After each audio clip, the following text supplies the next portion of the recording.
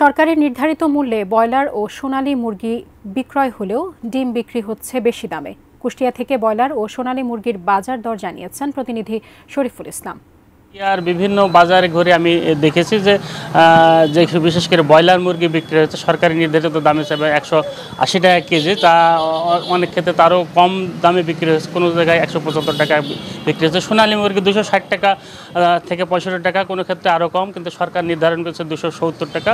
তবে ডিমের দামটা অনেকটাই বেশি। ডিমের দাম ডজনে ওরা 400 টাকা খাসি, অর্থাৎ 30টার দাম 400 টাকা পার পিস, সেখানে 13 টাকার ঊর্ধ্বে পড়ছে, প্রায় 14 টাকা একটা বা দুটা বা একালি ধরে নিলে 14 টাকা হিসাবে এই ডিমটা বিক্রি করছে। ক্রেতা বিক্রেতাদের সাথে কথা বলেছে, আসলে ব্রয়লার মুরগির বেচা বিক্রেতা এটা তুলনামূলকভাবে কম, যার কারণে দামটা আগের দামে থাকার কারণে সরকার নির্ধারিত দামের চেয়েও কম দামে বিক্রি করছে। আমি একজন ব্রয়লার বিক্রেতার সাথে কথা বলবো। এখন বর্তমান বাজারে গতকালকে কেনা ছিল, এজন্য আমরা এখন 175-80 বেচতে পারছি। আগামীকাল থেকে আরও বাড়তে পারে, আর এখন বেচা বিক্রি অনেক কম, এজন্য আমরা বর্তমানে 175-80 বেচছি। আর সোনালী মুরগি 240 থেকে 250 এমন বেচতেছে।